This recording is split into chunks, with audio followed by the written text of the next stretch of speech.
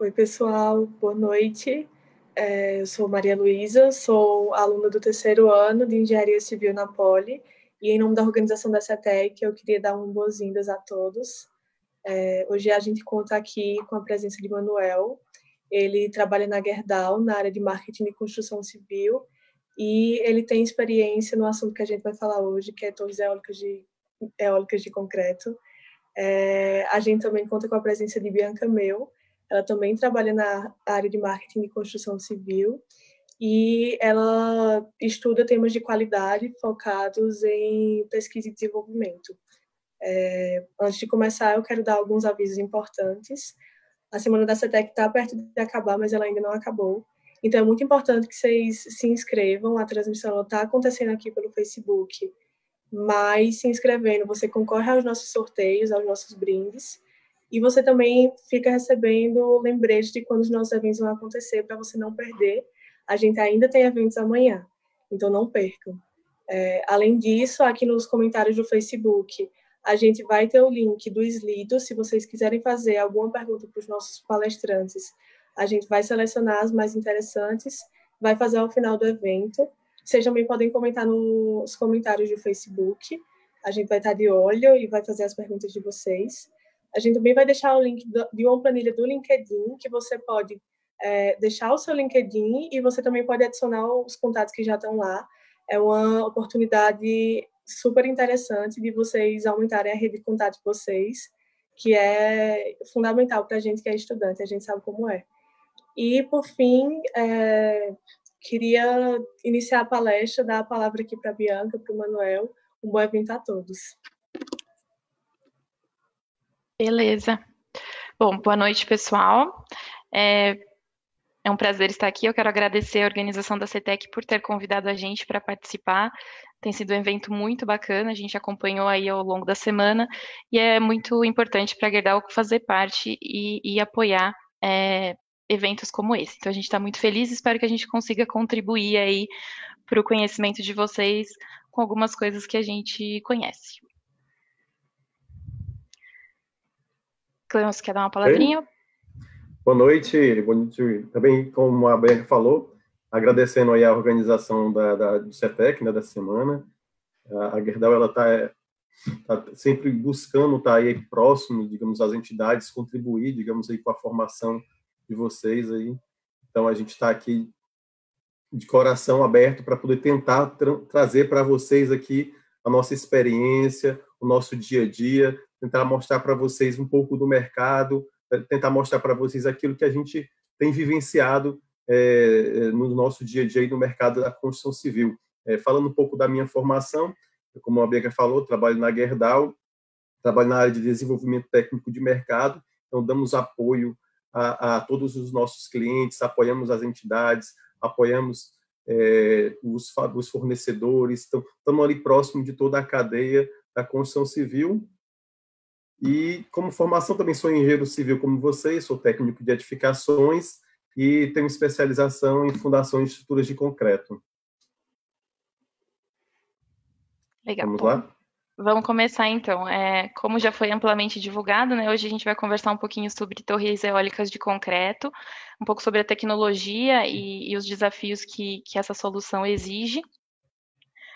Para começar, eu queria falar um pouquinho da Gerdau, né? Não sei se todos nos conhecem bem. Nós somos uma das principais fornecedoras de aços longos da América, a maior siderúrgica brasileira, aí já com seus quase 120 anos de experiência. Então, a gente produz desde os aços longos, né, o nosso famoso vergalhão, até aços planos e também aços especiais.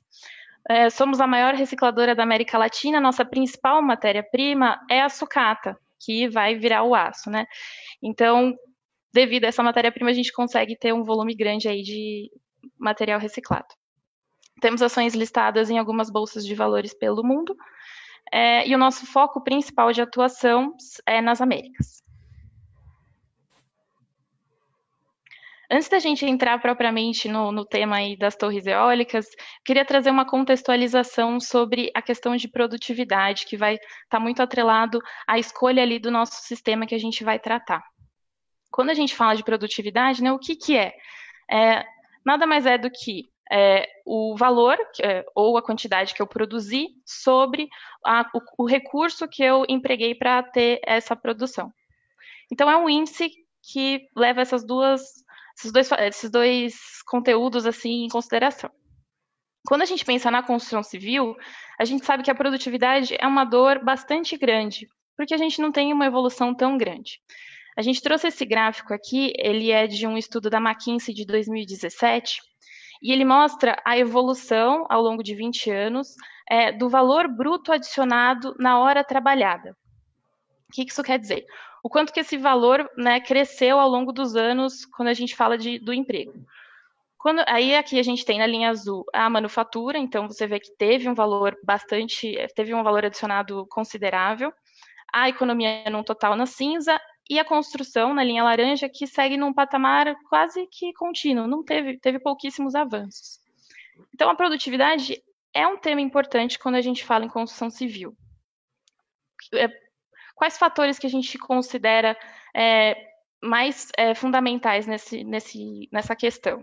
A gente pensa na mão de obra, que a gente tem uma carência de mão de obra especializada, né, principalmente no Brasil, então a gente conhece os nossos métodos construtivos, né, os nossos processos são processos mais arcaicos, muitas vezes a gente tem uma gestão ineficiente dos nossos processos e dos nossos recursos, e tudo isso tem um impacto tanto na nossa produtividade quanto na nossa rentabilidade. A gente está falando aí de custo, a gente está falando de perda de material, e a gente também está falando de uma questão de sustentabilidade, a gente está usando mais material para fazer a mesma coisa.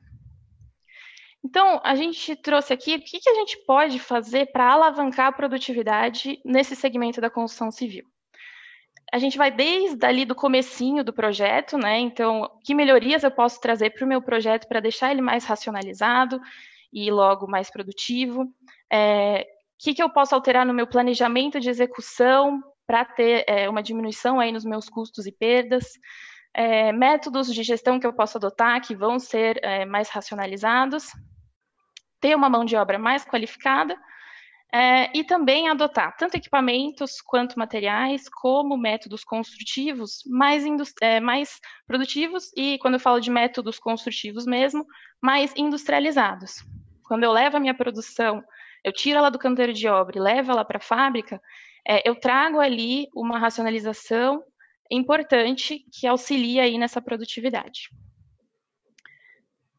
Quando a gente fala em sistemas industrializados que a gente pode utilizar na construção civil, eu trouxe alguns exemplos aqui, que alguns são bastante conhecidos, né? Então, as estruturas em aço, essas peças são feitas na fábrica e elas vão para o canteiro para ser montadas lá e formar a nossa estrutura.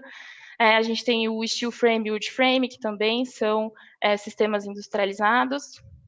A gente trouxe até um banheiro, tá vendo? Ele está sendo erguido para ser posicionado na estrutura. Então, o banheiro inteiro foi fabricado off-site, né, numa fábrica, e pronto, ele veio pronto para ser acoplado ali na minha estrutura, só fazer as conexões necessárias. Então, eu reduzo o meu processo, né, produtivo dentro do canteiro, levando ele para a fábrica. E um outro sistema bastante conhecido e importante são os pré-fabricados de concreto, que esse é um tema importante aí para a nossa conversa de hoje. Então, as estruturas pré-fabricadas de concreto, elas são feitas numa fábrica, seguindo um rígido padrão de qualidade, né, todo um acompanhamento, então, por uma equipe bastante qualificada, fazendo todos os ensaios necessários, tanto no meu aço quanto no concreto, para ter tudo bem padronizado, porque eu vou pegar essas peças já pré-feitas, né, na fábrica, vou levar para o meu canteiro e vou montar. Então, elas precisam ter, né, um grau de precisão grande para eu conseguir encaixar e a minha estrutura ficar perfeita. Alguns exemplos de estruturas que a gente conhece aí, que a gente sempre vê. Então, a gente tem galpões, shopping centers, os postes também, passarelas, várias estruturas que podem ser feitas com estruturas pré-fabricadas. Por conta de todo esse grau de qualidade e precisão, esse foi um dos métodos utilizados para o nosso caso, porque ele tem um controle bastante grande, que é a construção aí das torres eólicas. porque dessa forma a gente conseguiu produzir, né, várias torres, né, então uma produção em série com um grau de precisão alto que um parque eólico exige. E aí agora o meu colega Cleoncio vai conseguir falar um pouquinho mais sobre o setor de energia eólica e todo esse mundo. Obrigado, Bianca. Dando continuidade, contextualizar um pouco aqui da energia eólica, de antemão eu já diria para vocês que eu sou um apaixonado aqui pela energia eólica, né? Então, se eu me empolgar muito aqui com essa paixão, vocês me perdoem, né? Então, contextualizando assim um pouco, a energia eólica tornou-se nos últimos anos uma fonte importante de geração de energia em todo o mundo, né? Segundo dados ali do Conselho Global de Energia Eólica, que é a entidade que acompanha a nível mundial, seu crescimento dessa fonte nos últimos 10 anos passa dos 30%, né? Então tem contribuído e tem sido cada vez mais presente no dia a dia da matriz energética mundial. E a gente acredita, e o Conselho, esse Conselho Global que faz digamos ali, a pesquisa e o acompanhamento, eles têm previsões de até 2050 essa fonte continuar a crescer em ritmos de 30 ou superior a isso, e se tem uma grande expectativa que, ao chegar, digamos, em 2030, 2050, as fontes de energias sustentáveis, eólica, solar, biomassa, vão estar dominando a matriz energética mundial. Isso vai contribuir aí com o que a gente tem tanto ouvido falar, digamos, tanto em mídias como em meios sociais, a questão da sustentabilidade para as próximas gerações. Quando a gente fala aqui do Brasil, né, a gente fala um pouco aqui do mundo, e como é que está a situação no Brasil, né?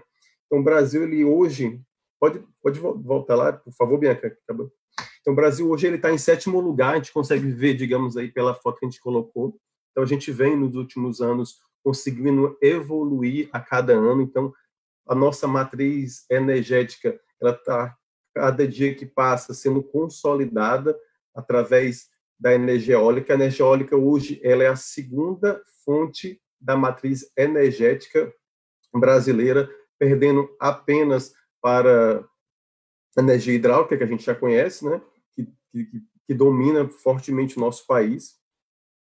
E a nossa, digamos, matriz de energia, ela tem também contribuído e tem sido fomentada pelo governo, tanto em termos de sustentabilidade como em termos de energia eólica, né? Então, atualmente, a eólica assumiu o 2º lugar nessa matriz energética brasileira, e a previsão também, no plano decenal do governo, é que nos próximos 10 anos serão de crescimento, né, e que os nossos bons ventos, né, possam seguir firmes e a nossa cadeia produtiva possa seguir em crescimento e de forma eficiente. Quando a gente fala de cadeia produtiva, digamos, são os fornecedores de aerogeradores, são fornecedores de torres eólicas, são todos os fornecedores que fazem, digamos, com que esse segmento possa alavancar no nosso país. Pode seguir.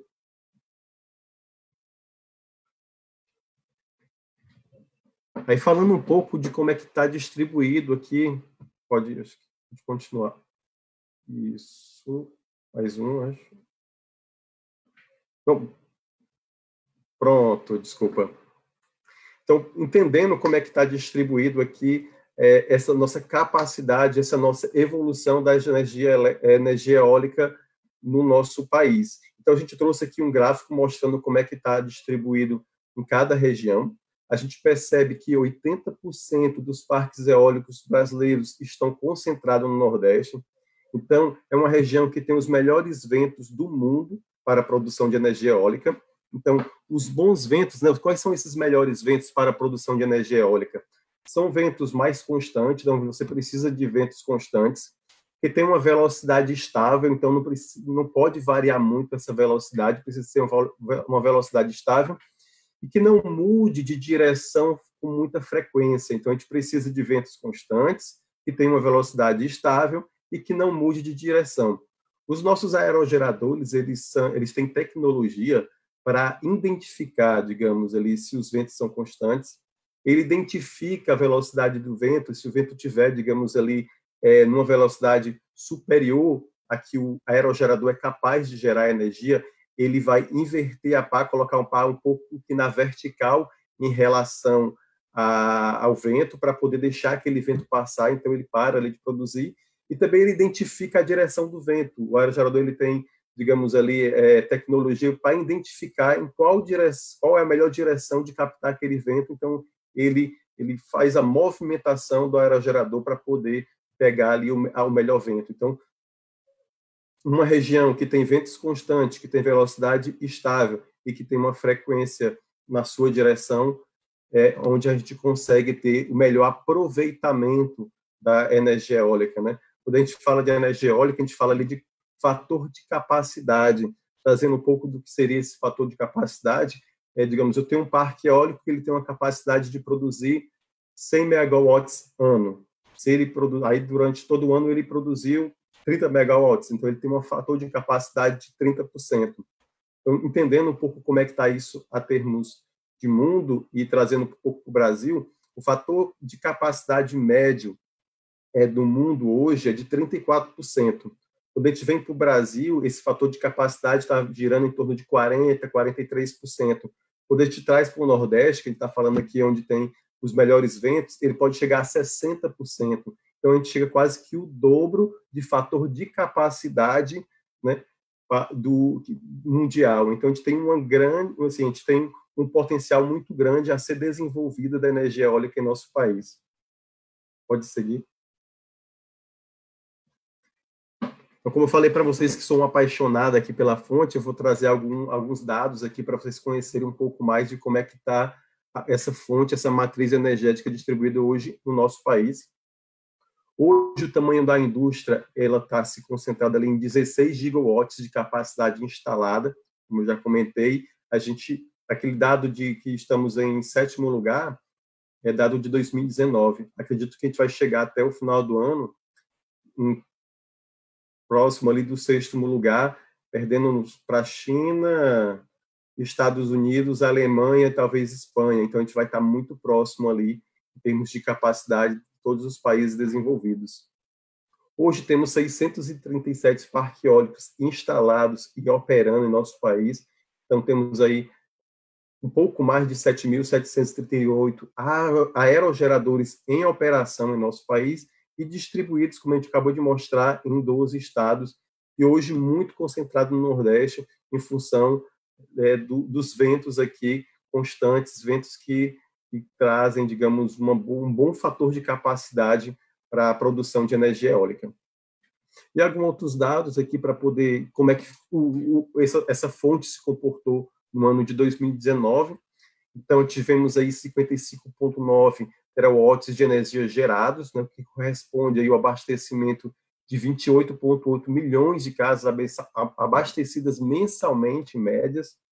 Ganhos sistêmicos ali para o atendimento do Nordeste, que aqui quer dizer, o Nordeste ele tinha ali uma dependência muito grande da geração de energia do Sul e do Sudeste.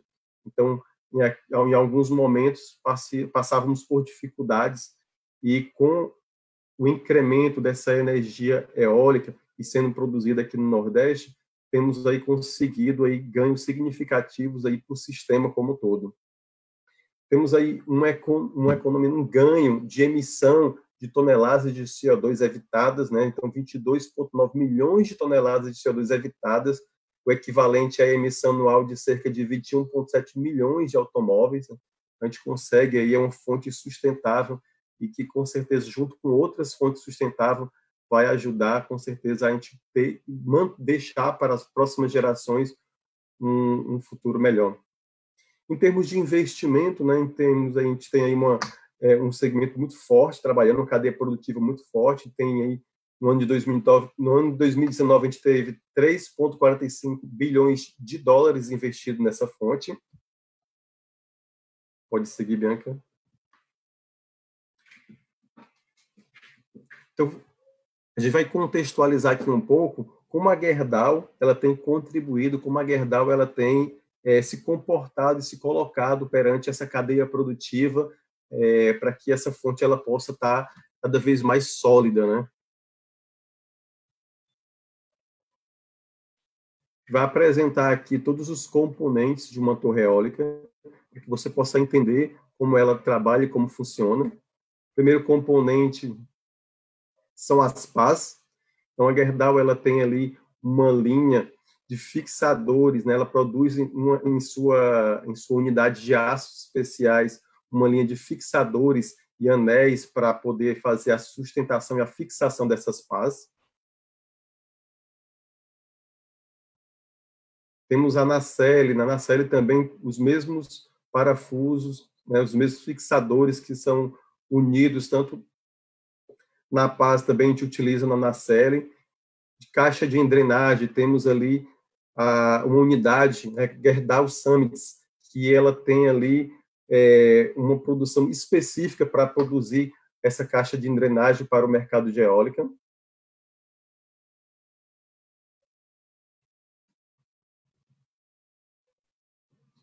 Aerogerador, então temos barras laminadas e chapas grossas também sendo produzidas na Gerdau, aços especiais para se colocar, digamos ali, à disposição das indústrias de aerogeradores.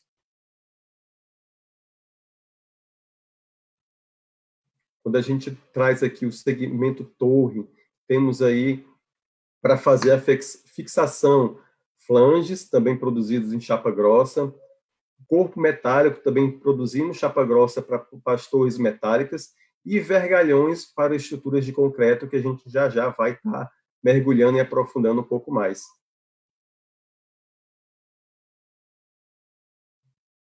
E finalizando, temos a fundação ali, a base, né? Na fundação, assim, uma fundação ela pode chegar de 18 a 24 metros de diâmetros. Então, nas fundações, a gente tem ali os vergalhões, que são entregues para os nossos clientes para fazer a fundação direta ou indireta. Nas fundações diretas, quando a estaca hélice contínua, também fornecemos os vergalhões. E, em alguns casos, também a opção de utilizar o perfil estrutural para estruturas metálicas. Então, assim, temos as estacas metálicas, me corrigindo, não estruturas metálicas, as estacas metálicas. Então, as estacas, digamos, a fundação indireta, ela pode vir composta de estacas metálicas, temos o perfil estrutural à disposição, como as estacas hélice contínua, que a gente está ali também com o nosso vergalhão à disposição. Então, temos ali presença em todos os segmentos ali da torre, desde a fundação até a pá. Pode seguir.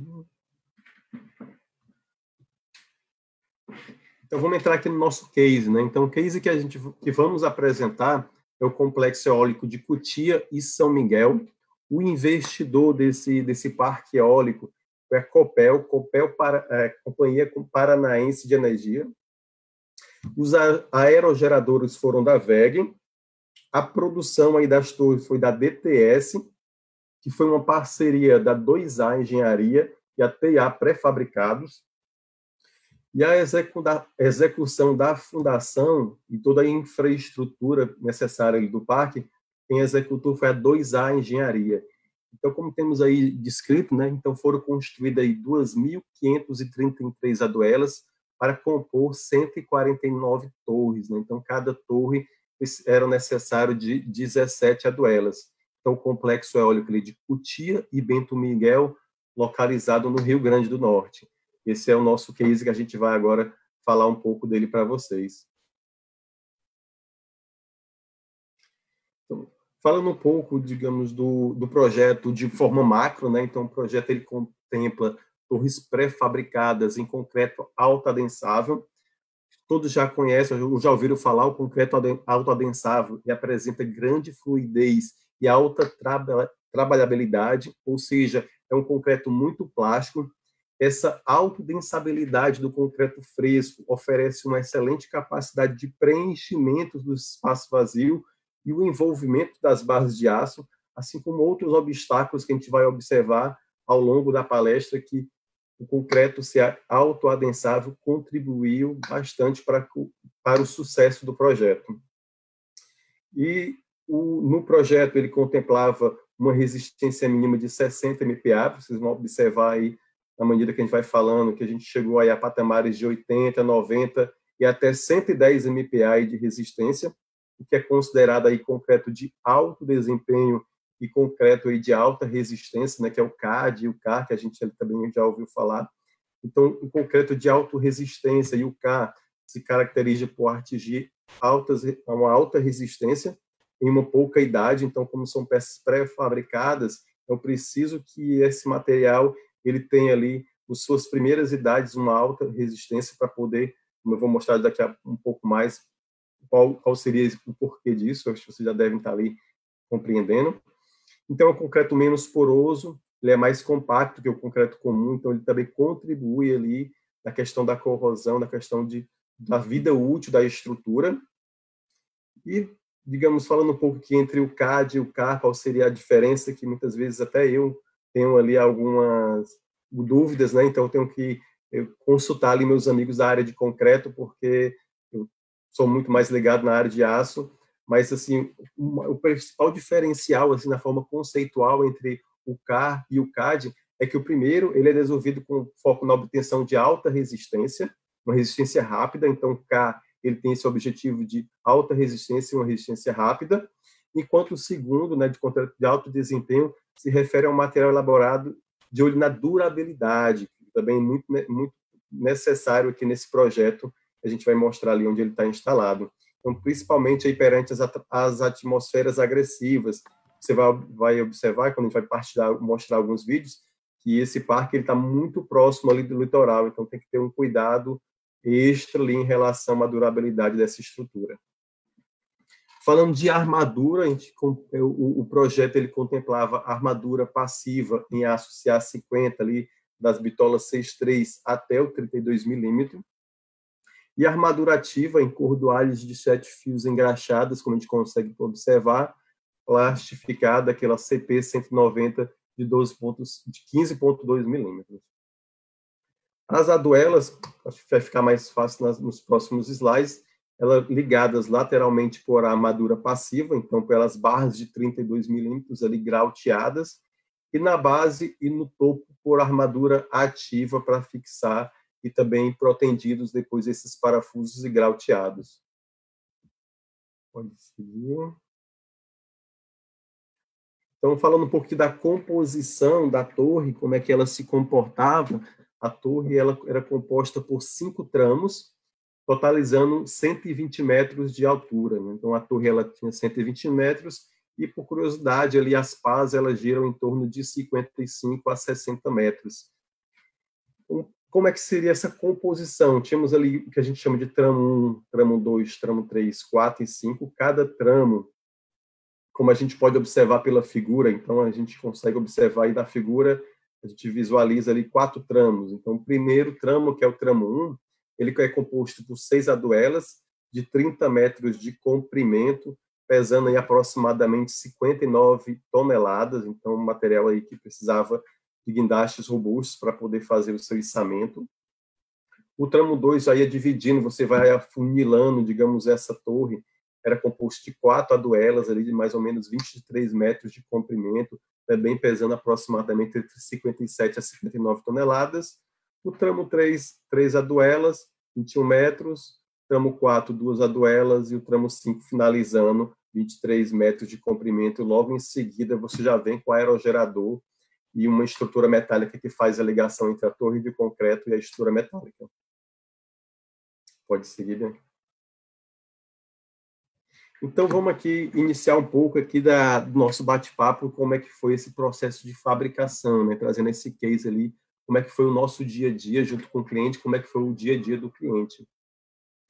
Então, a gente optou aqui por começar falando um pouco das primeiras etapas, né? Que é muito importante essa etapa de definição do suprimento e aproveitamento de toda a matéria-prima, de todos os materiais necessários para o parque, e a etapa também de preparação e programação da fabricação dessas torres. Então, tivemos várias reuniões com os nossos clientes e percebemos ali nas primeiras reuniões com o cliente, principalmente ali com o pessoal de suprimentos, que o grande desafio e o que era solicitado de nós era a entrega de um sistema, né, que pudesse garantir agilidade e de forma segura, que a gente conseguisse entregar os nossos produtos, os nossos materiais, de forma que ele conseguisse visualizar de forma online, acompanhar as entregas, acompanhar, digamos, os pedidos, né? E na época de que esse parque iniciou a sua instalação, que foi no final de 2017, começo de 2018, os nossos pedidos ali de materiais corte-dobra, ele eram realizados através de uma planilha Excel. E tínhamos um projeto dentro da Gerdau ali para poder migrar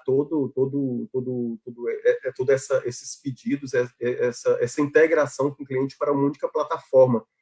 E, nesse momento, a gente conversou ali com a área de informática, conversou com a equipe que já estava desenvolvendo, já estava fazendo alguns testes dessa plataforma e conseguimos trazer para o cliente essa plataforma, conseguimos aplicar essa plataforma no cliente. Eu não vou falar aqui dela, mas a Bianca vai aprofundar, vai mostrar ali como é que funciona. Então, é só para dizer que uma das primeiras etapas ali de suprimentos, o cliente ele queria, digamos, ali um portal, ele queria, digamos, ter uma metodologia mais eficiente, mais vantajosa. Então, nessa etapa, como a Gerdau também, ela já tinha uma expertise no atendimento de torres de concreto de outros empreendimentos, realizamos várias reuniões com o cliente para desenhar um fluxo de recebimento, de armazenamento e montagem das armaduras, que a gente vai falar aí um pouco mais nos próximos slides.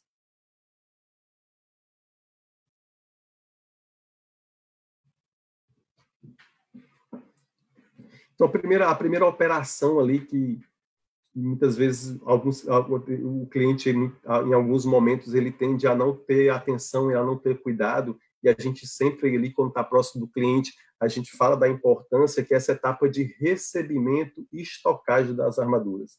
Então, devido a um alto volume de aço consumido ali diariamente, se fez necessário ali a gente convencer o cliente a ter equipes exclusivas para receber e para abastecer todo o aço na fábrica, né? Ali com o objetivo de não comprometer a produtividade das equipes de armação. Então, a gente definiu, junto com o cliente, as áreas de estocagem do aço. A gente utilizou, nesse caso, a lateral do galpão e a entrada, que coincidia ali com a área de armação das aduelas, como a gente pode ver aqui, é uma aduela sendo armada. Então, a gente definiu essa área, que ficava muito próximo ali aonde o pessoal fazia a armação das aduelas. Com isso, a gente teve um ganho de produtividade, evitando transportar as armaduras por grande distância. Então, já uma dica aqui, se você vai, digamos, ter um processo de montagem na sua obra, a ideia é deixar a etapa de recebimento e estocagem esteja muito próximo onde você vai fazer a montagem. Isso você ganha muito em produtividade. E, nesse caso, o cliente assim, teve um ganho considerável de produtividade por não precisar fazer grandes movimentações. Também foi orientado o cliente a utilizar como referência 3 metros quadrados de tonelada de aço para poder estocar. Então, assim, para cada tonelada de aço, um espaço ali de no mínimo 3 metros quadrados. E a manutenção, a gente definiu a manutenção de no mínimo aço para 2 torres em estoque na fábrica. Então, ele tinha que ter no mínimo aço para 2 torres em estoque na fábrica. Uma torre de concreto, em termos de armadura ativa, ela tem aproximadamente 65 toneladas. Então, ele tinha que ter em estoque ali no mínimo 130 toneladas. Então, 130 toneladas vezes 3, né, 3 metros quadrados, ele ia precisar ali de aproximadamente uns 390 a 400 metros quadrados só para estocar aço. E isso a gente está falando que ele vai ter apenas 2 torres. Isso na cadeia ali produtiva era algo que a gente controlava no detalhe, né? Então a gente precisava ali de um sistema muito rigoroso de entrega just time, ali, entrega na hora certa. Então a gente também contribuiu junto do cliente para poder estratificar nesse armazenamento o material por tipo de aduela. Então a gente tínhamos ali, como eu comentei, a gente tinha 6 tipos de aduela. Eu mostrei, digamos, o tramo 1, o tramo 2, o tramo 3, o tramo 4, o tramo 5, só que o tramo 1 ele tem um tramo com porta, que é o tramo que você entra para dentro da torre, e dentro da torre tem toda uma estrutura. Então, tínhamos 6 tipos de aduela. Então, a gente orientou o cliente como distribuir isso para poder facilitar que o operador ele ele, ao se aproximar do seu estoque, ele identifique com facilidade cada peça. Então, a gente orientou o cliente a separar por aduela, por formato, dimensão e, por fim, bitola. Então, tinha toda uma sequência para facilitar o encontro dessa armadura. Imagine você chegar e ter 130 toneladas ou mais de aço estocado, para o operador ele se localizar em meio a tantos materiais. Então, tinha toda uma orientação que a gente passou ali para o cliente, e nesse caso a gente dividiu a aduela, formatos, dimensões e bitolas. Aí a gente garantiu ali uma rápida localização, também ganhando ali em termos de produtividade e segurança na montagem dos materiais. Próximo, Bianca.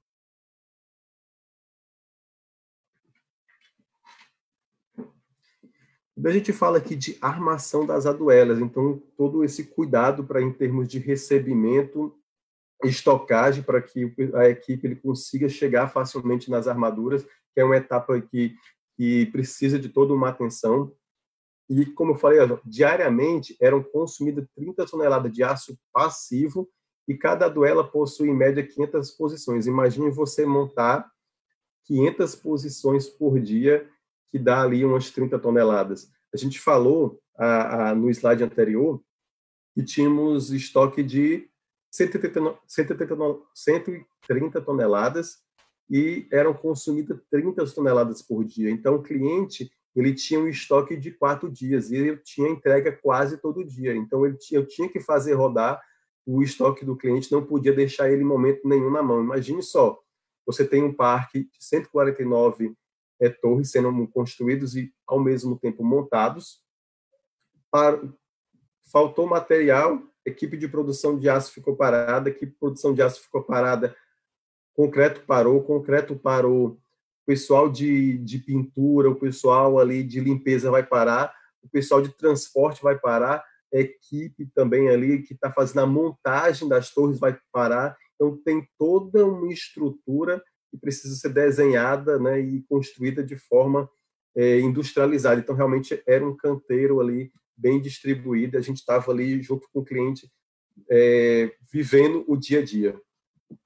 Então, diariamente era consumido, como eu falei, 30 toneladas de aço passivo, para poder ajudar, digamos, a gente falou aqui que são 500 posições em média. Então, a gente criou junto com o cliente gabaritos para identificar a posição de cada peça. Então, nos moldes de aço, para poder fazer a montagem das aduelas, montagem das armaduras, a gente pintou em todos os moldes a localização de cada peça, para poder facilitar a montagem do operador e exigir o mínimo dele em termos de, assim, de onde essa peça vai estar. Nada de ficar medindo, assim, digamos, uma peça ela está a cada 20 centímetros, nada de ficar abrindo a trena para conferir que aquela peça está a cada 20 centímetros. Já estava tudo pintado, já tudo identificado nas peças.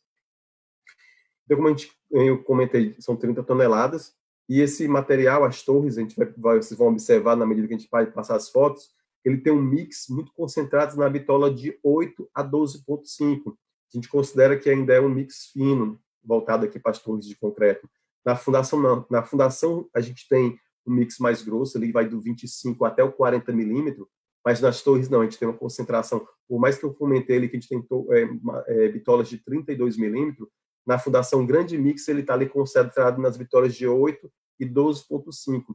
E com isso, após a conclusão da armadura, as aduelas não tinham tanta rigidez suficiente para transportar ela da área que ela está de armação para as formas, que é que a gente, junto com o cliente, desenvolveu, baseado nas experiências que a gente tem nas nossas fábricas, tanto de corte e dobra, como usina, como comerciais Gerdau, a gente desenvolveu um balancinho junto com ele específico para transportar. Vocês estão vendo, digamos, nessa foto, que o balancinho ele tem uma série, digamos, ali de suportes, né, de peças verticais ali, que está ajudando a distribuir, digamos, esse içamento da peça para que ela não desmanche, porque se você içar esse material em poucos pontos, ela vai se desmanchar, a armadura ela vai sair do seu local. Então, também foi aí algo que a gente construiu junto com o cliente para garantir que a peça ela chegue, digamos, ali na forma de forma correta, sem nenhuma perda no processo. Pode seguir bem.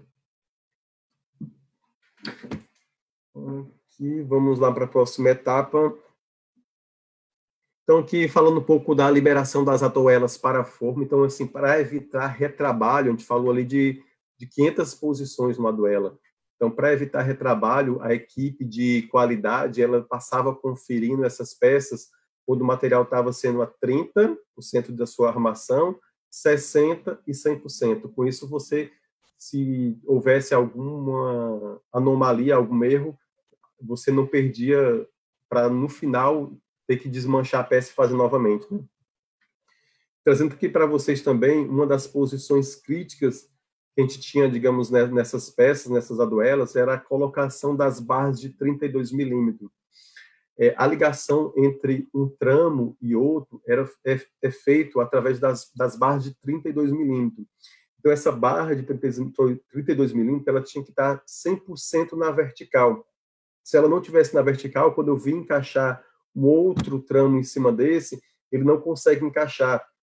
E aí eu teria, digamos ali, um retrabalho para poder abrir novamente aquele concreto, tem que ter ali um trabalho de hidrojateamento para poder abrir novamente aquele concreto e colocar a barra na forma vertical, no local exato, e depois fazer a montagem novamente. Então, tinha um cuidado muito grande para que essa peça ali de 32 milímetros tivesse 100% na vertical.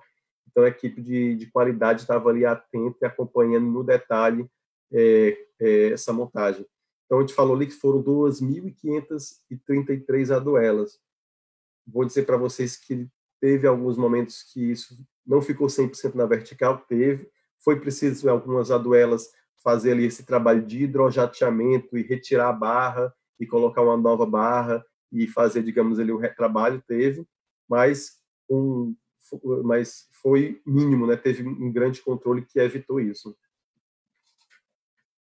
Então, como eu falei, as armaduras só eram liberadas para o transporte e para ser transportada para as formas após a validação e a liberação da equipe de qualidade que inspeciona todas as posições.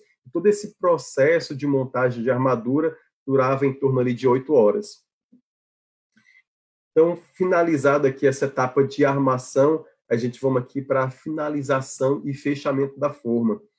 Essas estruturas de concreto, ela tem, digamos ali, vamos aqui, ela tem ali, digamos, vários insertos metálicos que são colocados para poder fazer a composição. Então, várias torres de concreto, quando você entra internamente, você tem toda uma estrutura montada dentro dessa torre. Seria essa estrutura, muitas delas têm escada, muitas delas têm equipamentos de segurança, algumas delas têm elevadores. Então, para você fazer a manutenção do aerogerador, você tem que subir nos elevadores. Então, essa etapa de finalização era a etapa de colocação desses insertos metálicos e depois dessa colocação do inserto metálico, a equipe de qualidade ela vinha novamente fazendo, digamos ali, a conferência dessa colocação do inserto metálico, o último check ali em termos de cobrimento, o último check em termos de armadura, para depois ter a liberação para a concretagem. Então, essa etapa aí de colocação dos insertos metálicos que serviam ali, como eu já comentei, para a montagem das plataformas, escadas, com coragem de segurança, ele tinha ali, durava em torno ali de 1h30 essa etapa aí, para poder, após a qualidade, liberar e faz aí o fechamento da forma, como a gente está vendo aí nessa figura. Fechou a forma, já é a próxima etapa, Bianca, vamos aí seguindo. Então, finalizando, a gente vai agora para a etapa de concretagem, né? De lançamento ali e cura desse concreto. Em cada aduela que tínhamos aí, mas que temos ali diferença entre elas, em média, ela tem ali aproximadamente 24 metros cúbicos de concreto.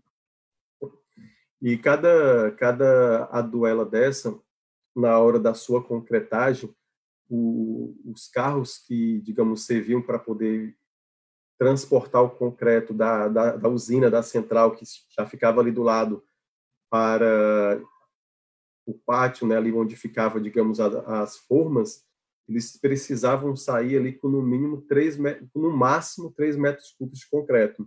Então, como a gente comentou, esse concreto ele era autodensável, ele era o CAR, concreto de alta resistência, e o CAD, concreto de alto desempenho.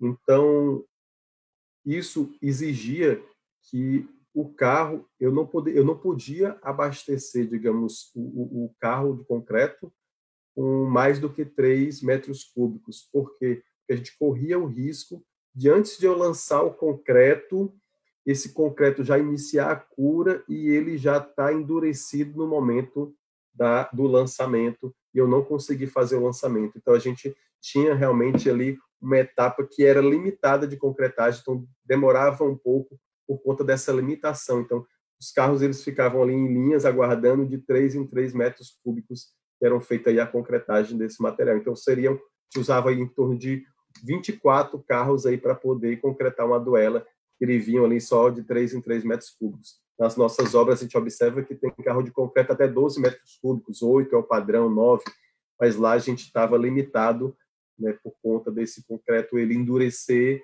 e começar já ali a cura antes dele lançar.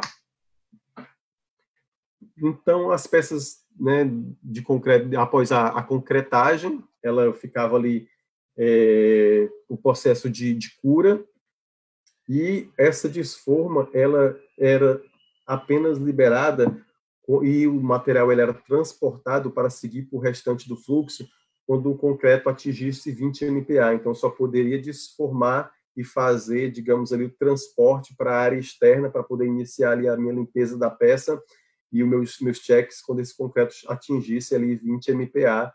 E o cliente ali, ele conseguiu e estava conseguindo atingir esses 20 MPa após 8 horas. Então, ali, a cada 8 horas, já conseguia desformar e fazer o transporte dessas peças para a área de estocagem, limpeza e controle e pintura, que a gente vai observar na sequência.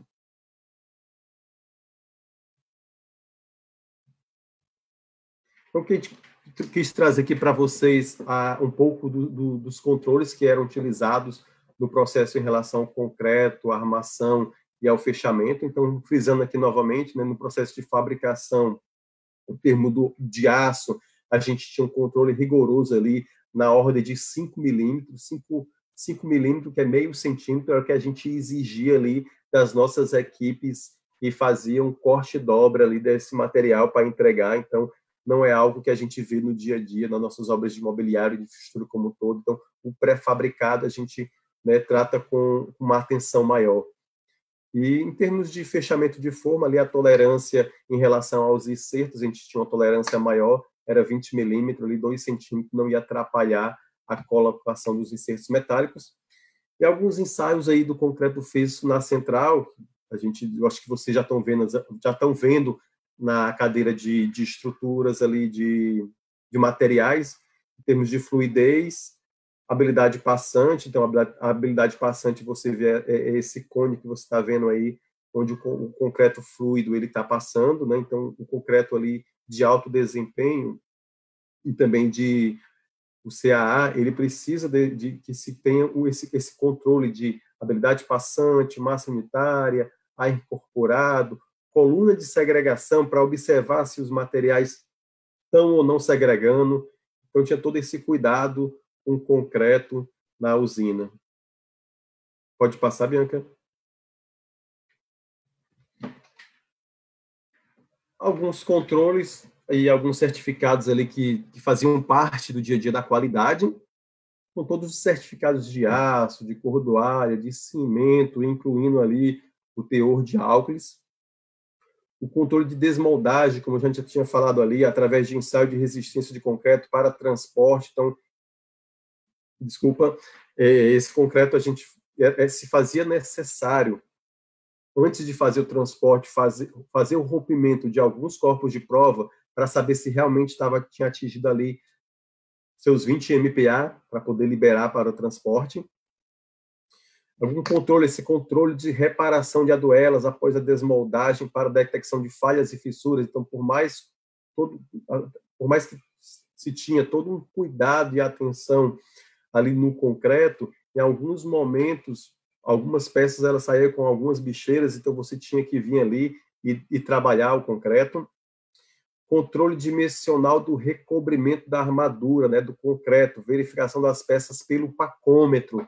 Não sei se vocês já ouviram falar de pacômetro. O pacômetro é esse equipamento aí que está na mão dessa moça ali, a nossa amiga ali, a Patrícia, que essa mão é da Patrícia, é uma amiga nossa lá do empreendimento, e ele consegue identificar esse pacômetro, ele identifica a distância que a armadura está da face do concreto. Então, você vem com esse pacômetro passando, digamos, em toda a peça, e se você identificar que a armadura ficou muito próximo da face do concreto, muitas vezes era necessário fazer ali alguns ajustes. Foram poucas, mas ali o controle é rigoroso. Então, a gente vê aí como a nossa indústria de pré-fabricados ela está ali cada vez mais evoluindo. E o controle ali, digamos, de tensionamento das cordoalhas também muito importante.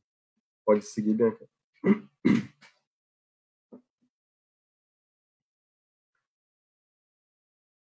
Falando aqui como foi a questão da proteção contra corrosão.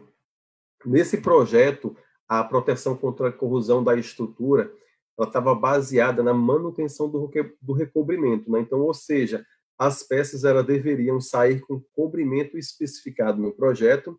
Além disso, a qualidade do concreto, como a gente comentou, era fundamental. A gente falou que esse concreto de alto desempenho, concreto mais compacto, então com menos poros, isso ajudou bastante ali nessa manutenção e essa proteção contra a corrosão.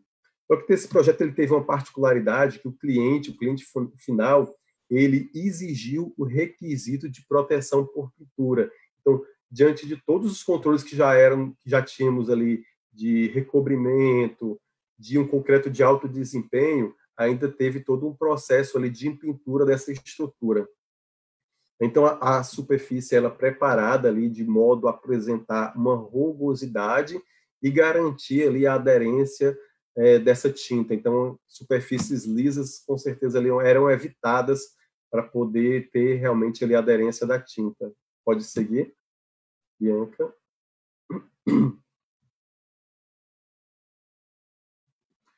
Então, o sistema de pintura ele é composto pelo um prime selante mais uma tinta PU. Então, era aplicado primeiramente o prime, depois, após no máximo 3 horas, você vinha e aplicava essa tinta. Digamos, a camada de proteção exigida para, digamos, essa pintura era de, no mínimo, ali, juntando o prime mais o acabamento PU da tinta, no mínimo 200 microns. Então, você tinha que atingir ali, no mínimo 200 microns para que a estrutura fosse considerada ali, aprovada pela qualidade para seguir ali para a área de montagem. Vamos lá, Bianca?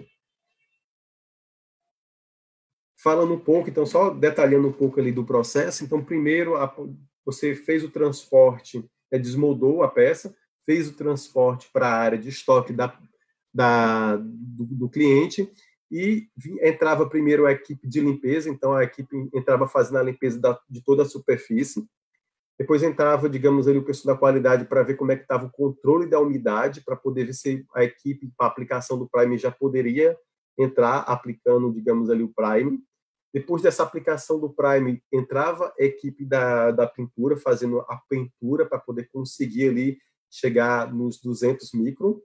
E tínhamos também ali o teste de aderência e espessura. Vocês estão vendo aí na foto, a equipe de qualidade vinha ali com alguns procedimentos e orientações dos fabricantes e fazia o teste da aderência, se realmente houve ali uma boa aderência da tinta à peça, ao concreto, e qual foi realmente a espessura obtida, se estava realmente ali com os 200 microns para que a peça fosse liberada para montagem, lá para a próxima fundação e ser levantadas. Pode seguir. Então, aqui a gente trouxe essa foto da pré-montagem, né? Então, após a liberação da peça ter sido pintada, tem um processo de transporte dessas peças, dessas aduelas, para próximo ao parque. Ao chegar, tem essa etapa aqui de pré-montagem, que a gente chama, onde onde vemos, fazemos as peças, elas chegam às aduelas, como a gente mostrou, e aqui tem a pré-montagem, você monta os tramos. Então, temos aqui a montagem de 4 tramos, porque o tramo 5, ele é montado lá na fábrica. Então, 4 tramos, o tramo 1, o tramo 2, o tramo 3, o tramo 4, ele é montado ao lado da fundação, e o tramo 5, ele é montado lá na fábrica. Então, a gente vai passar um vídeo para vocês, aí você vai ver porque o Cláudio falou que a gente transportava as aduelas e montava o tramo, porque esse já está montado, porque o tramo 5 ele é montado na horizontal, ao lado da fábrica, e todos os outros tramos eles são montados na vertical, ao lado da fundação. Então, como é que é feita essa montagem? Você aproxima, digamos ali, os tramos, coloca uma armadura, né, que lá, digamos ali na fábrica a gente batizou ela de zigue-zague, por ele ter esse formato ali como uma senoide, né, como um zigue-zague. Então essa armadura ela faz a junção dessas peças e eu venho ali e grautio, insiro o grout ali nesse vazio entre uma peça e outra. Imagine o seguinte, olha o tamanho de controle e precisão nessas peças de concreto. Você vê aí que a peça está montada. Você juntou essas peças. E essa peça ela foi pintada. Ela tem todo um controle.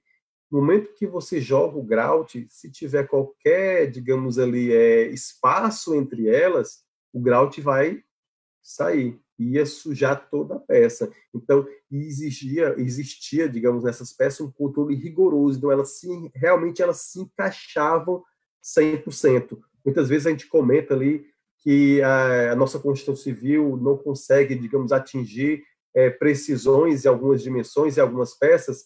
Aqui eu posso dizer que essas estruturas pré-fabricadas, ela tinha controle na ordem ali de milímetros, né? Então, realmente, eu não cheguei a observar em momento algum, nas visitas que eu fiz, peças sujas por grout, por vazamento, né? Por vazamento. Pode passar. Aqui, finalizando, trazendo essa foto para vocês, uma foto que eu considero aí, já finalizando ali a montagem da torre. Após essa etapa, aí, todos os tramos já estão montados, está montado o tramo 1 até o tramo 5, e a gente já vai vir aí logo após com a montagem do aerogerador e depois as pás. Então, aí o processo já está sendo finalizado. Pode seguir.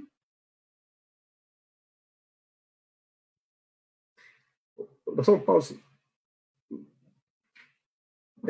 Então, para consolidar, pode seguir, desculpa. Para consolidar as informações que a gente trouxe aqui para vocês, a gente vai mostrar esse vídeo para que vocês possam compreender um pouco mais e fixar, digamos ali, algo que possa ter ficado vocês não possam ter compreendido na minha fala e também ali nas fotos que a gente apresentou. Eu acredito que esse vídeo ele ajuda, né? Então, a gente consegue observar que o parque já está aí sendo montado e ali a nossa fábrica de pré-fabricados ali a todo vapor. Como eu falei, então... Deixa eu ver aqui. Está tendo um delayzinho aqui, aí eu estou...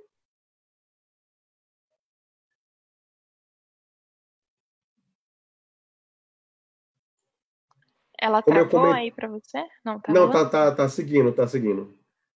Mas teve acho que passou aqui. Mas se vocês observaram, na lateral, como eu falei, e na frente, digamos ali, onde era a área de montagem das armaduras, então isso facilitou bastante ali em ganho de produtividade, evitar transportar as armaduras, que é um material pesado, um material que tem ali um certo risco de acidente, se você não tomar todos os cuidados. Após a montagem, digamos, de toda a armação, tanto passiva como ativa, tem um transporte aí com esse balancinho que a gente também comentou para as formas.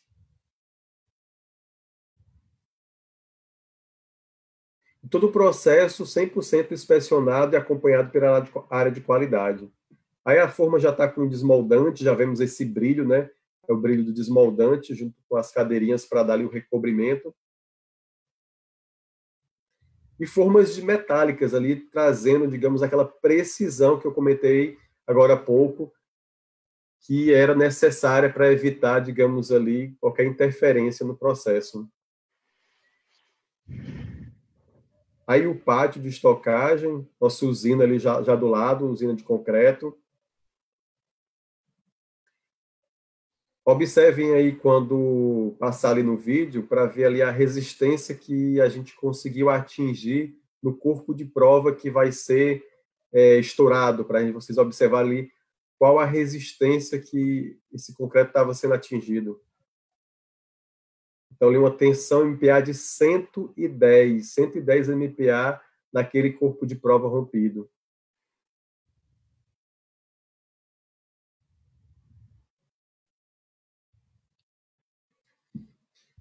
Aí, no caso, a peça sendo transportada, então, ali a cada 8 horas, a peça chegando nos 20 MPa já era liberada para poder ela ser transportada para o pátio e fazer toda a parte de preparação e limpeza para a pintura e liberação.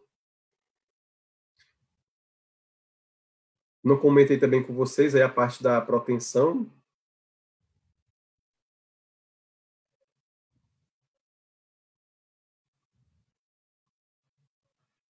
E após a peça finalizada, ela fica linda, né? Como a gente comentava lá no parque. A peça, ela parece assim, dá para colocar na sala de casa e colocar como enfeite.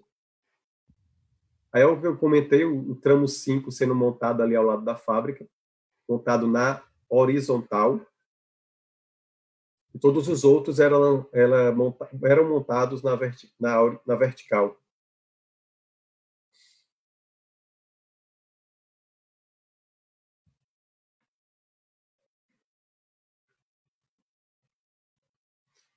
Aí um exemplo do tramo 5 sendo transportado, é o único tramo que era transportado já como tramo, os outros eram transportados como aduela.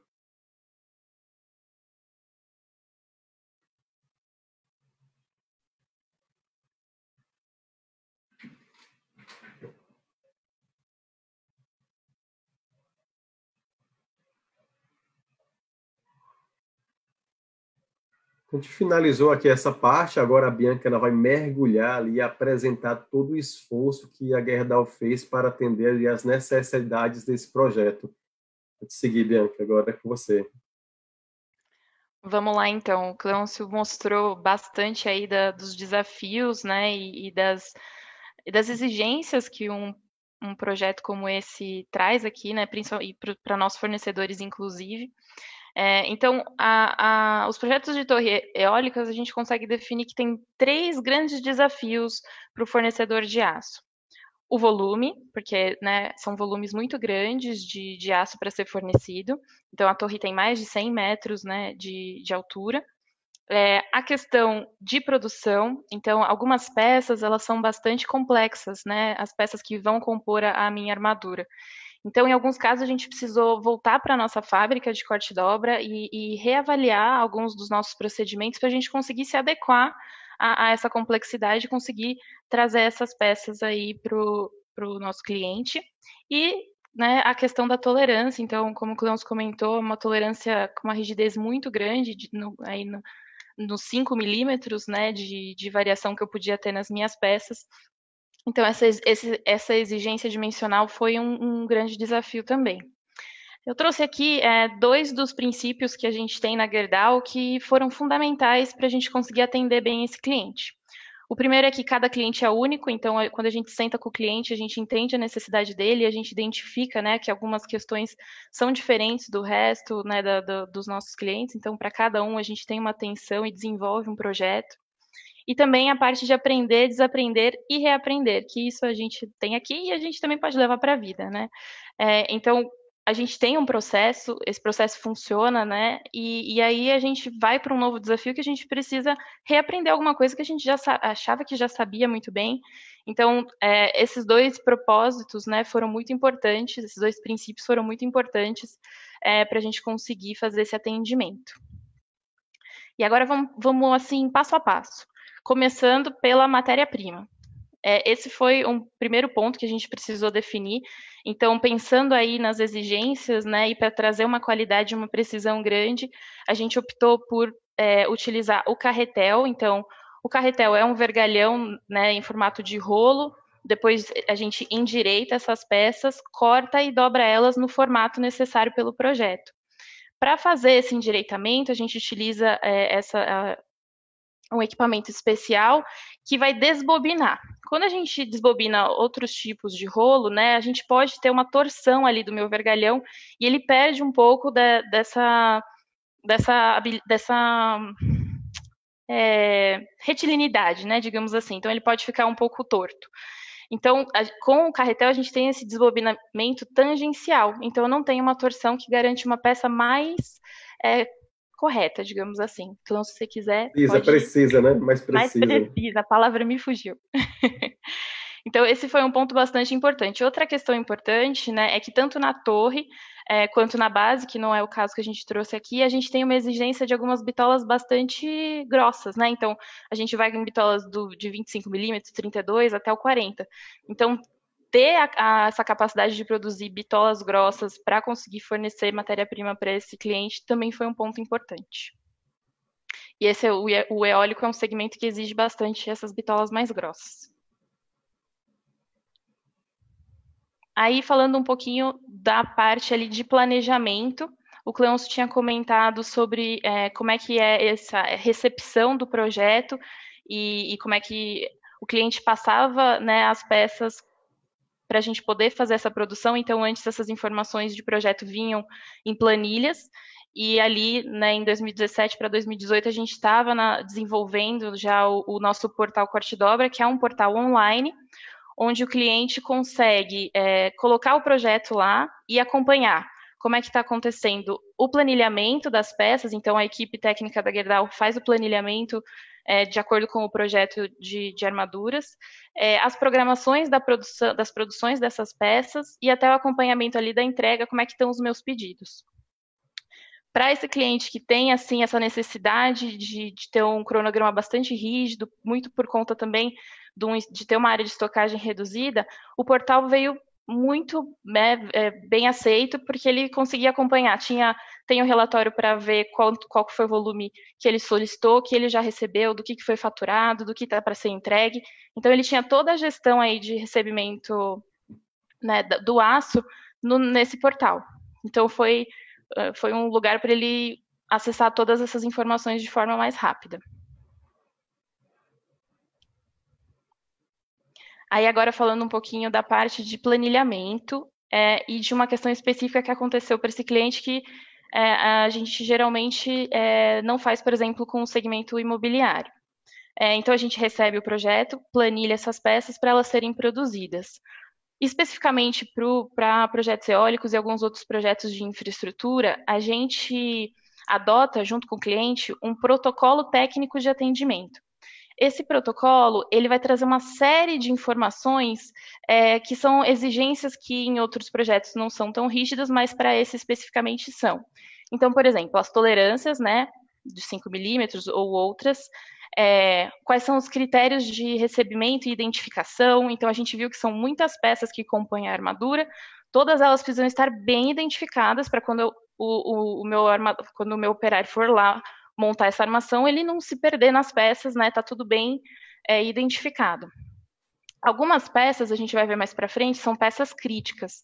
Então, elas são peças que têm bastante dobras, né? Então, essas peças que são posições mais críticas, elas têm uma tolerância ali, um controle maior. Então, nesse protocolo de atendimento, ele traz todas as peças bem definidas, a gente tem gabaritos onde a gente posiciona a peça em cima para ver se ela ficou dentro do formato exato necessário. Então, todas essas informações, elas são descritas no protocolo e ele é um acordo entre nós, fornecedores, e nosso fornecedor e o cliente. E aí, todas as plantas que produzem aí para esse parque vão respeitar esse protocolo.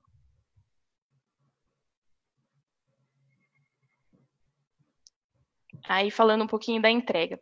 Nesse mapa a gente consegue ver as nossas 19 plantas, aí, nossas 19 fábricas de corte e dobra. Então a gente tem as usinas que, né, produzem o aço, e aí esse material ele é levado para as plantas de corte e dobra que vão fazer esse serviço e aí dali enviar para o nosso cliente. Vocês veem que a cobertura, né, de território é bastante grande, então principalmente ali no Nordeste a gente tinha bastante fábricas para conseguir atender. Esse cliente, como o Cleoncio falou, adotou o sistema Just in Time, então ele tinha ali estoque para 4 dias, né, 2 torres. Então a gente tinha que ter um cronograma de produção bastante rígido para a gente não atrasar esse cliente. Então a nossa cobertura foi essencial ali para não deixar faltar material na produção.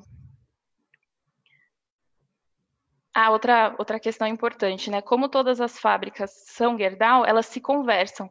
Então, todas têm o mesmo grau de qualidade e precisão, e o projeto está ali dentro do portal, né? E todas têm acesso. Então, essa conversa é bem completa, para a gente não ter nenhuma falha, e sempre, se alguma tem uma demanda maior, a outra vai conseguir cobrir aí o fornecimento. Isso também foi um ponto muito importante. Aqui a gente trouxe algumas imagens de como é que para quem não tem muita noção, como eu também não tinha, como é que é a produção do corte e dobra. Então, são máquinas automáticas, então elas fazem a dobra de acordo ali com a norma 6118, né, que define qual que é o pino de dobramento, por exemplo, como tem numa dessas imagens. E aí, feita a alimentação pelos carretéis, o vergalhão vai para as máquinas, ele é cortado e dobrado no formato necessário ali do projeto. As máquinas automáticas ajudam a ter essa qualidade dimensional, né? Então, esses equipamentos foram fundamentais também para garantir esse bom atendimento. Aí, falando de um ponto essencial, que foi a rastreabilidade. No segmento eólico, né, o nosso cliente, ele tem uma rastreabilidade total das aduelas. Então, ele sabe aquela aduela, quando ela foi feita, com que materiais, em que data e onde ela está posicionada em qual torre. Essa rastreabilidade, ela tem que estar acompanhada com uma rastreabilidade do meu material, senão não faz sentido. Então, o nosso cliente até foi visitar nossa fábrica para entender como é que a gente tinha também a nossa rastreabilidade do aço, para se tiver algum problema lá na aduela, ele conseguir seguir a gente até a cearia. Como? Aqui a gente tem um exemplo de uma etiqueta de uma peça, né? Então ali a gente tem todas as informações da etapa, o romaneio, e aí a gente consegue, por aí, rastrear qual foi o lote de vergalhão produzido e, consequentemente, qual que foi, né, o lote de tarugo e do aço produzido, para a gente ter toda a rastreabilidade. Uma coisa interessante é que eu tinha comentado lá atrás, para vocês verem aqui. Essa peça aí é uma peça, aí quando você me ajuda, borboleta, gravata, cada um usa um nome, né? Borboleta. Essa é uma peça que vai ali na estrutura, ela é bastante complexa, como você pode ver, ela tem várias dobras, né? E esse é um dos exemplos de uma peça de posição crítica que tem um acompanhamento rígido, e a complexidade é tanta, né, que a gente também até desenvolveu esse cavalete para conseguir transportar exclusivamente essas peças, para elas não se perderem e se manterem organizadas. Então, isso é um pouco de todos os desafios aí que a gente teve nesse projeto.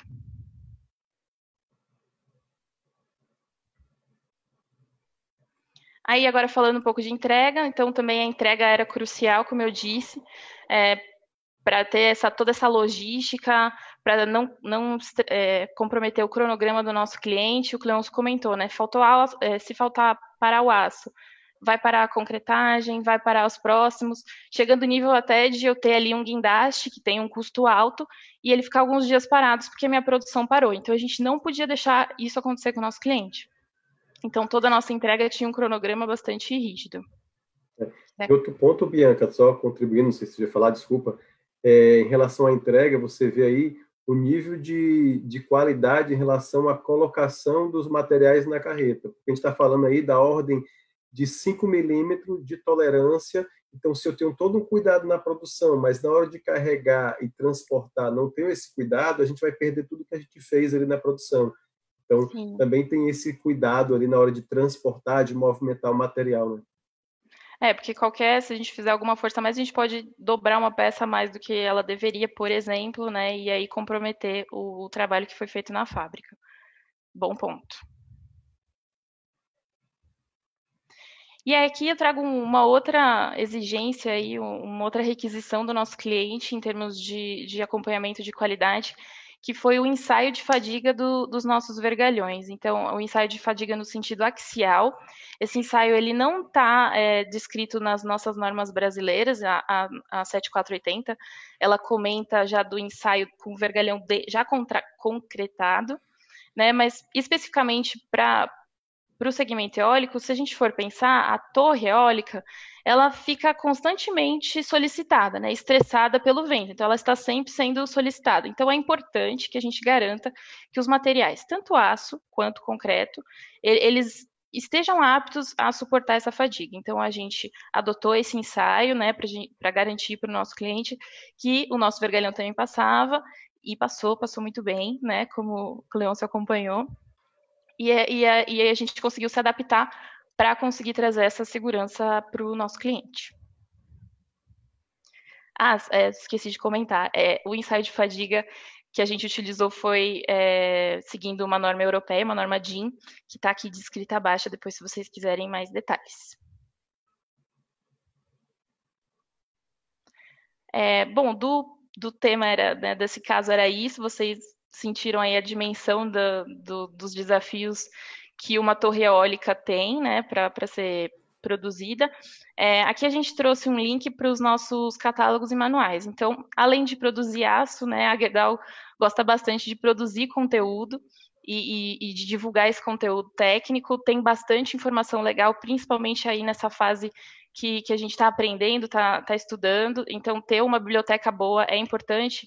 Lá vocês vão encontrar manuais para cálculo de estruturas, né, algumas tabelas de bitolas. Também tem alguns manuais de corrosão, são materiais bastante legais. Então, se vocês quiserem acessar, é liberado. E basicamente era isso, a gente fica aberto para as dúvidas e deixamos nossos contatos aí se vocês quiserem nos procurar. Vamos agora para a parte boa, né, Berta? Vamos agora para a parte boa. Então, a gente está à disposição de vocês aí. Eu queria agradecer, o evento foi ótimo. Vários conhecimentos novos, eu acho que eu falo por todo mundo quando eu falo isso. Aprendi muita coisa. Vou começar a fazer algumas dúvidas que o pessoal teve. Primeira pergunta é: qual o potencial de transporte sem perda de carga da energia eólica? É possível abastecer a região sudeste com energia produzida no nordeste? Como é que funciona, né? Então, assim, a geração de energia, quando você, digamos, você cria um parque eólico, você produz ali um parque eólico, né? Você joga essa energia no sistema, que é chamado sistema SIM. Então, você não tem ali, digamos, como garantir para onde vai aquela energia. Assim, a administração ela é feita pela Enel. Então, pode ser que parte da energia vá para o sudeste, parte vá para o nordeste, parte vá para o norte. Não tem, digamos ali, uma garantia de onde aquela energia vai ser, digamos, naquele momento utilizada. Até porque hoje a energia ela não tem ali como a gente armazenar. Então, ela é jogada no sistema e distribuída. Hoje não tem, digamos ali, um processo bem desenhado onde irá ser utilizada aquela energia. Em termos dessa primeira pergunta, em termos de quanto existe de perda na distribuição, eu confesso que essa pergunta vou ficar para poder conversar ali com o pessoal da elétrica, que eu não vou saber responder. Bacana. Qualquer coisa, se você tiver a resposta, depois a gente pode mandar um e-mail de agradecimento para os inscritos e aí a gente encaminha. E se alguém tiver mais alguma dúvida depois, pode tirar com você no coffee break no final. Outra pergunta que a gente teve foi Quais os maiores desafios para a implantação em larga escala desse modal de energia no Brasil? É o seguinte, a energia eólica ela foi introduzida ali no Brasil através do incentivo do governo, né? Então, ali em 2009, o governo, na época, o governo federal, ele criou o PROINFA, o primeiro programa ali que ele estava direcionado para fomentar a energia eólica. Então, ali existiam leilões que eram voltados para contratar a geração da energia eólica. Então, nesses leilões, você tinha, digamos ali, um preço já pré-estabelecido para se iniciar, e você contratava, digamos, uma quantidade de megawatts. Então, quem participava desse leilão eram as distribuidoras, com o incentivo do governo, né, para incentivar, digamos ali, a geração da energia eólica, e o governo ele garantia ali essa compra dessa energia nos próximos 20 a 30 anos. Então, se iniciou o processo, digamos ali, de fomento da energia eólica, foi, digamos ali, fomentado pelo governo federal. Então, realmente, no começo, a energia eólica ele não era competitiva, não tinha custos competitivos para poder competir com as outras fontes, e os primeiros leilões que aconteceram foram tudo incentivado digamos, pelo governo. Com o passar dos anos, hoje o mercado ele já está mais consolidado. Então não há mais, digamos ali, uma concorrência e um incentivo do governo especificamente para a energia eólica. A energia eólica ela participa, digamos ali, dos leilões que ainda hoje acontecem. Então como é que se dá, digamos, essa contratação de uma energia de geração? Tem o que a gente chama de mercado regulado, que é um mercado onde o governo ele promove leilões em cima da demanda que ele observa que vai precisar. Então, assim, existe a Enel, existe a EPE, que é a empresa de pesquisa energética. Então, a empresa de pesquisa energética ela faz uma visão de futuro, assim, quanto que eu vou precisar de energia para os próximos anos? Vou precisar de X. Com isso, ela vai e faz o leilão baseado naquilo que ela está precisando. Nesse leilão participam todas as fontes de energia. Participa a PCH, participa a biomassa, participa a termoelétrica, participa a eólica. Então, quem for mais competitiva é que, digamos, vai vender ali, digamos, a sua energia. Aí estou falando do mercado regulado pelo governo. Vendeu a energia, o governo ele faz o que a gente chama de A4 e A6. Aí teve um leilão esse ano. Os leilões desse ano, devido à pandemia, foram tudo postergados. Mas vamos falar dos leilões do ano passado. Ano passado a gente teve o A4 e o A6. O que isso quer dizer? Leilão do ano passado, o A4, aquilo que foi contratado tem que estar construído e gerando energia nos próximos 4 anos. O A6, aquilo que foi contratado, ele vai ter que ser construído e está gerando energia nos próximos 6 anos. Isso a gente está falando do mercado regulado. Existe hoje muito forte um avanço do mercado livre. O que é o mercado livre? O governo ele abriu para algumas empresas com determinado potencial de contratação de uma demanda de energia acima de 2 GB para contratar direto no mercado essa energia. E com esse fomento da sustentabilidade, muitas empresas elas estão recorrendo à contratação da energia eólica, né, por ser, digamos, uma energia sustentável e ter, digamos, também um custo hoje competitivo. Então, hoje a cadeia produtiva da energia eólica já se estabilizou, já está, digamos, andando com as próprias pernas e está competitiva em relação às outras fontes de energia. Não sei se eu consegui responder, mas eu tentei explicar mais ou menos como é que funciona o segmento. Acho que ficou claro. Mais uma pergunta antes da gente finalizar a transmissão. Por que foi escolhido fazer torres de concreto e não em aço? Quais são as principais vantagens dessa escolha? Vamos aqui tentar... assim, hoje temos... não tem para onde se correr, né? Então temos as torres de concreto e as torres metálicas. O que a gente vê é o seguinte: existem algumas empresas que têm expertise em utilizar as torres de concreto e algumas empresas que têm expertise em utilizar as torres em aço. A gente tem observado o seguinte: a maioria das empresas que estão executando essas torres aqui no Brasil são empresas que já vêm da Europa ou empresas que já vêm dos Estados Unidos, que já fazem, digamos, já tem uma metodologia que utiliza nos seus países de origem. E quando ela traz, digamos aqui, a sua tecnologia para o Brasil, ela acaba que faz pequenas adaptações, assim, eles já têm uma expertise, uma experiência em estrutura metálica no seu país de origem. Ao chegar aqui, ele só faz, digamos, o que a gente chama de uma regionalização ali do seu projeto em aço e aplica.